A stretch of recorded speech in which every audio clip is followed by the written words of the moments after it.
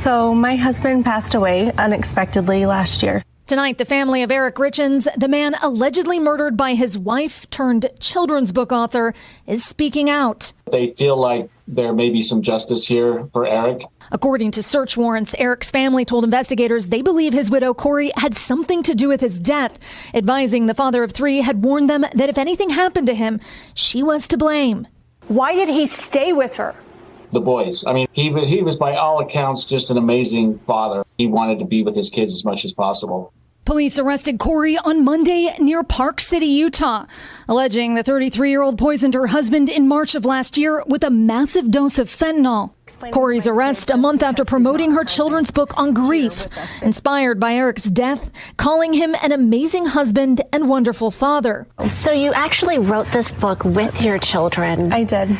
According to court documents, an autopsy revealed Eric had 5 times the lethal dosage of fentanyl in his system. Corey told responding officers that night she'd made Eric a Moscow Mule to celebrate closing on a house for her business. On 2 separate occasions, according to the documents, Corey had purchased $900 worth of fentanyl pills prior to Eric's death. And investigators say Eric had recently changed his will and life insurance from his wife to his sister without her knowledge. The warrant states he didn't tell his wife because, according to his sister, he believed Corey might kill him for the money, and he wanted their kids to be financially secure.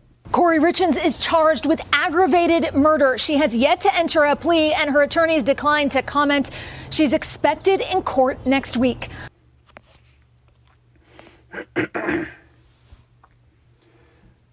All right, Shalom. I want to start out by giving all praise, honor, and glory due to Yahweh, Ba'ashem Yahushai, Ba'ashem HaKadosh. I'd like to give double honors unto the apostles and the elders of Great Millstone, who I learned this truth from, and I'd like to say peace and salutations unto the hopefully elect. And today I just want to go into this article, right quick, and then, excuse me, Slakia, bring out a few scriptures. Lord willing, this lesson is edifying straight to the point. And, the headline reads, Utah mom accused of killing husband with fentanyl and drink. Tried to poison him multiple times before, family says. Slakia. So pretty much, from the video, that it featured, this woman, she tried to take her husband out, and poison him multiple times with, fentanyl. And she did, and then wrote a book about it. This is, the wickedness of these women, So I'm just going to read a little bit of this article. It says, a Utah man who died after his wife allegedly spiked his drink with fentanyl, then wrote a children's book about grief, has suspected she tried to poison him multiple times and said she was to blame if anything happened to him, according to court records. Despite the suspicions, a family spokesperson told NBC News on Wednesday that Eric Richins stayed in the marriage with Corey Richins because of his children. Eric Richins, 39, died March 4th, 2022, at his home in Camas, about 40 miles southeast of Salt Lake City, after he was found unresponsive in his bedroom. Corey Richins, 33, was arrested Monday on charges of aggravated murder and 3 counts of possession of a controlled substance with intent to distribute. An attorney for Corey Richins, Sky Lazaro, declined to comment on Wednesday. This woman pretty much, killed her husband. And likely from what the article said, she likely took him out to try to get, the life insurance money, So I was going to read a little bit more. It says, according to a sister, Eric and his wife went to Greece a few years ago, and his wife, according to a sister, Eric and his wife went to Greece a few years ago, and after his wife gave him a drink, he became violently ill and called his sister, saying he believed his wife tried to kill him. The records say, on Valentine's Day of 2022, his wife brought him a sandwich, which after one bite, Eric broke into hives and couldn't breathe. He used his son's EpiPen as well as Benadryl before passing out for several hours. According to the records, he was looking into a divorce and had changed his power of attorney, his will, and the beneficiary of his life insurance policy from his wife to his sister, the record said. Two family members of Eric Richards told them he was worried Corey would kill him for money, and he wanted to make sure the kids were taken care of financially, the record says. So yes, pretty much the same thing that it said, in the clip, So I'm going to start in the book of Deuteronomy, chapter 28.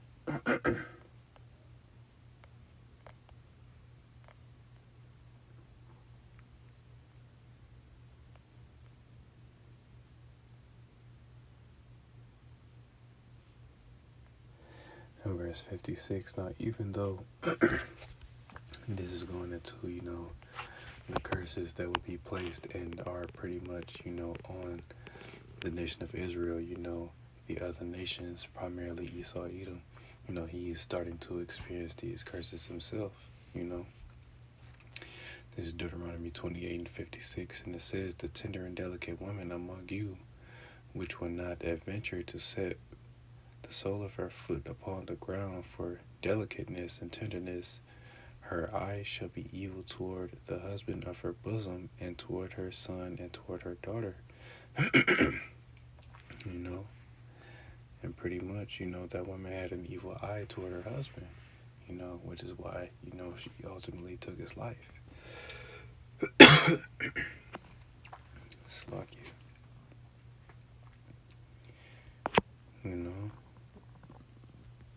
So I'm going to go to the book of Ecclesiasticus, also known as Sirach, chapter 25. And I'm going to start at verse 13. And it says, give me any plague but the plague of the heart, and any wickedness but the wickedness of a woman, and any affliction but the affliction from them that hate me, and any revenge but the revenge of enemies. Yeah, 13 is pretty much the point, That man was given over to a wicked woman, He was a wicked man, so, he was given over to a wicked woman, ultimately that woman took his life, So, I'm going to skip. I'm going to verse 16. Ecclesiasticus 25 and 16, it says, I'd rather dwell with a lion and a dragon than to keep house with a wicked woman. And yes, any man will rather, deal with, excuse me, Slakia. A man would rather deal with, a dangerous animal such as a lion, or a dragon, a serpent, than to keep house with a wicked woman, because ultimately, that woman is going to ultimately bring you, much sorrow, and grief, because that's what these women do ultimately, they,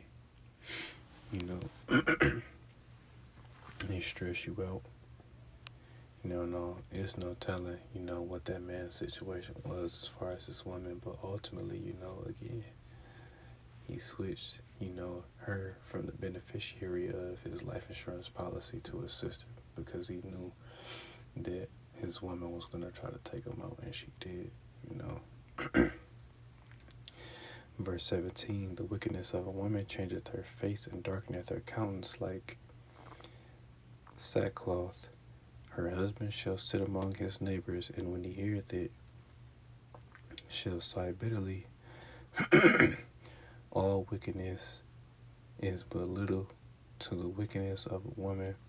Let the portion of a sinner fall upon her. And yes, that's what that woman did. She was an extremely wicked woman. Mostly, all these women are wicked, despite the exception of the few sisters, that are, returning to the truth and trying to, walk that straight and narrow path and be in order, but the majority of the women in this world, primarily here in America, they're out of order. They're wicked,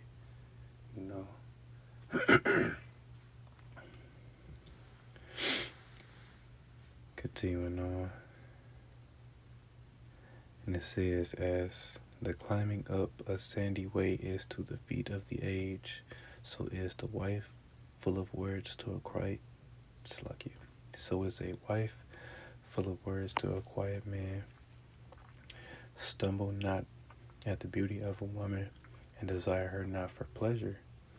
A woman, if she maintain her husband, is full of anger, impudence, and much reproach. A wicked woman abateth the courage, maketh an heavy countenance, and a wounded heart. A woman that will not comfort her husband in distress, make weak hands and feeble knees. Of the woman came the beginning of sin, and through her we all die. And yes, ultimately we know, those of us that are in this truth, that have the 100% truth, to be exact. We know that, sin entered in the world, through Eve, listening to the serpent, which was a man and not an actual snake, she pretty much went into those different philosophies, She was in sin first, and then ultimately Adam followed, after her. So, the woman is the reason, Eve is the reason, that we all die.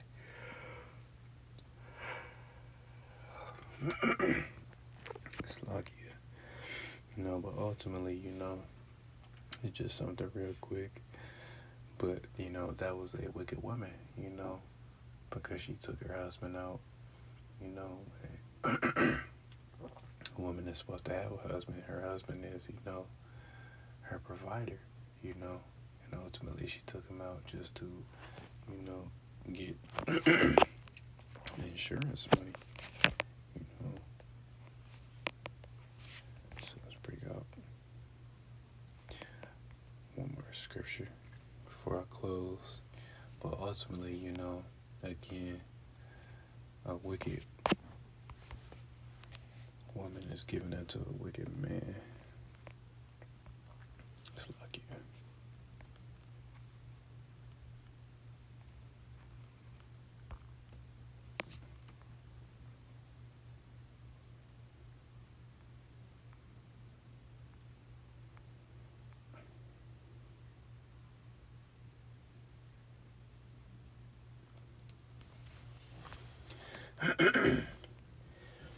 Yes, this is Ecclesiasticus.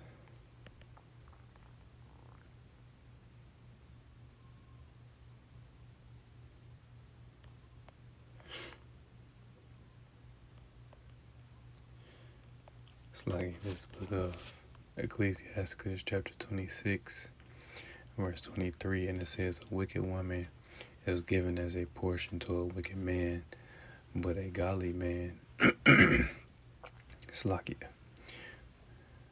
A wicked woman is given as a portion to a wicked man, but a godly woman is given to him that feared the Lord. So yes, ultimately that man was wicked. So the Lord gave him a wicked woman, and ultimately his woman took him out, And ultimately that's judgment from the Lord. Now yes, that man was a heathen,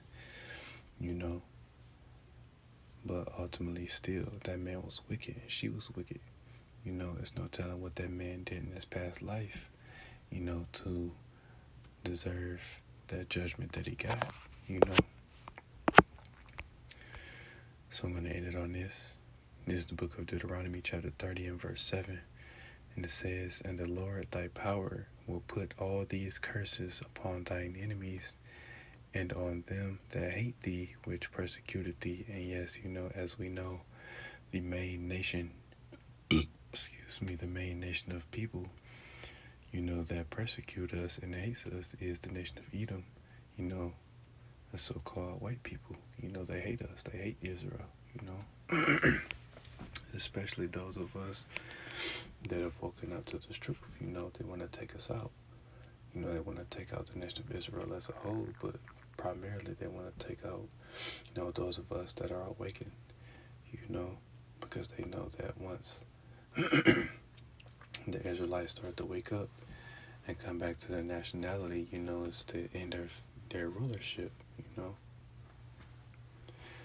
So, just something real quick. Lord willing, this lesson was edifying. I want to give all praise, honor, and glory to Yahweh, Ba'ashem, Yahweh Shai, Ba'ashem, Rakakwadash. I like to give double honors unto the apostles and the elders of Great Millstone, who I learned this truth from, and I like to say peace and salutations unto the hopefully elect. Till the next time I say Shalom.